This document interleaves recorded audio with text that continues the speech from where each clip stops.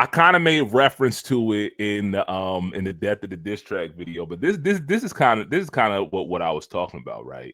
This is what I was saying. This is what, you know, folk like me and like anybody else, you feel me, who was covering this, who, well, not really covering, but, you know, had a very clear vested interest in Kendrick coming out the unequivocal victor in this beef, right? Because of what the two sides represented. You know what I mean? Again, in a vacuum, I will keep saying this. It's cliche, but matchups make fights, right? Kendrick versus Drake. The only reason why that matchup was on the marquee was because of the notoriety. Kendrick was always the absolute worst matchup for Drake, right? Because Kendrick represents everything that all of the reasons why Drake was never given the crown, you feel me, by the gatekeepers. Kendrick represents that. You feel me? Uh so he was always the absolute, and now and y'all are seeing the fallout of that, right? Is, you know, it seemed like hyperbole at the time. It seemed like, you know, oh, you know, you old heads, you old hip, you know, y'all making such a big bad deal out of this and whatever. Well, now we litigating rap beefs. We litigating rap beef now, like legitimately.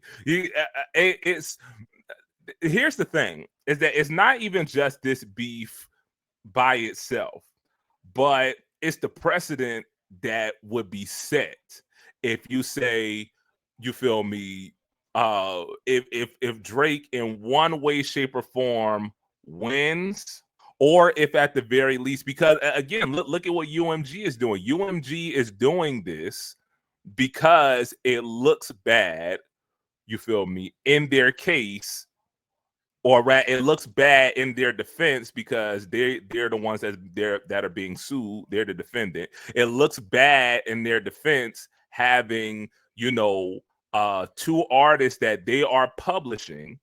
You feel, even though they publishing all three, but having two artists that they are publishing, you feel me, seemingly colluding to make Drake look even worse.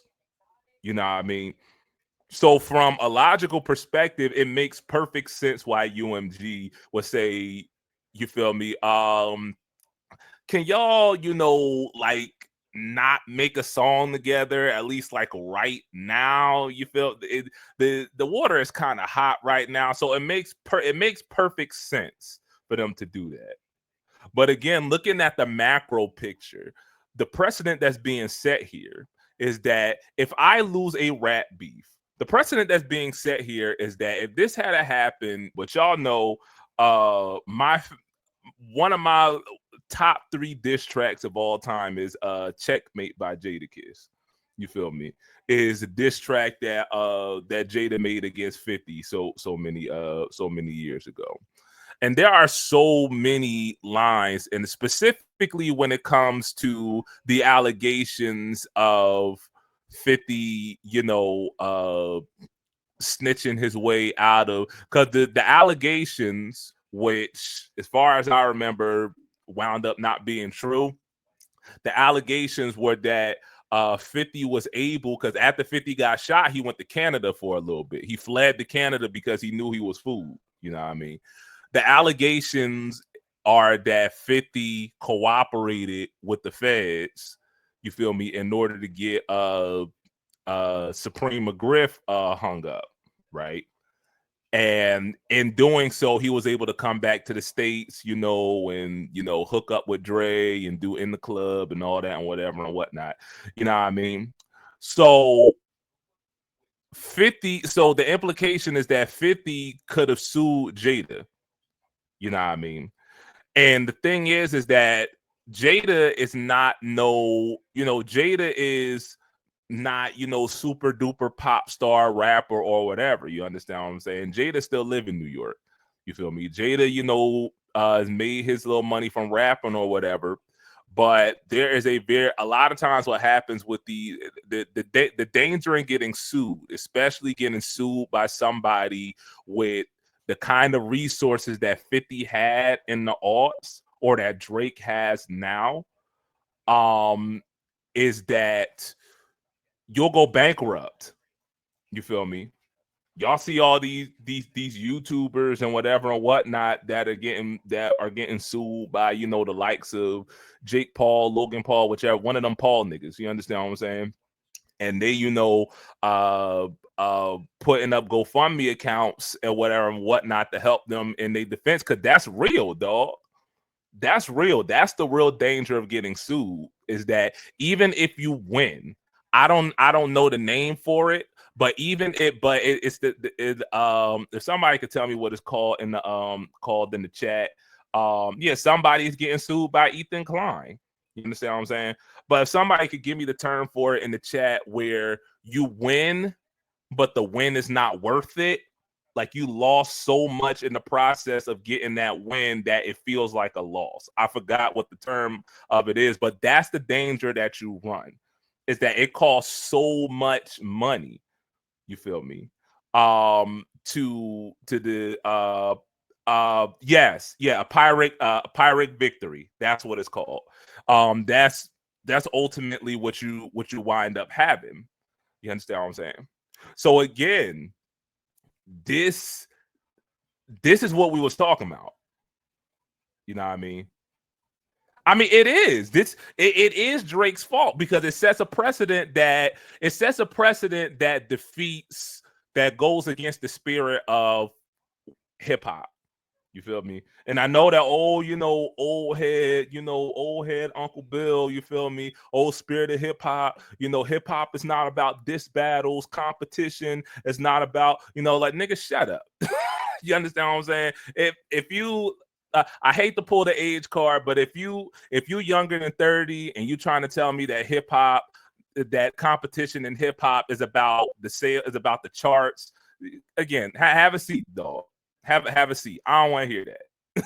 I don't want to hear that.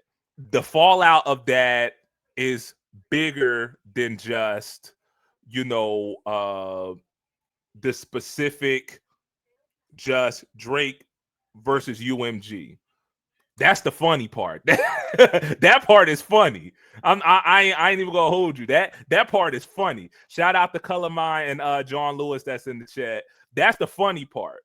But I won't say scary, but the disheartening part is that you have situations like what we see with Push and Kenny, right? You have situations now where niggas literally gotta buy their way out of a contract for the sake of for the integrity of their art, just because one nigga got salty because he took a L. You know what I mean? Imagine if that's somebody that don't got the money that Push got. Imagine if that's Jadakiss. Like I just said. Imagine if that's Jada versus 50. If 50 says, I'm just going to take you to court, nigga, and we don't never get checkmate. You know what I mean?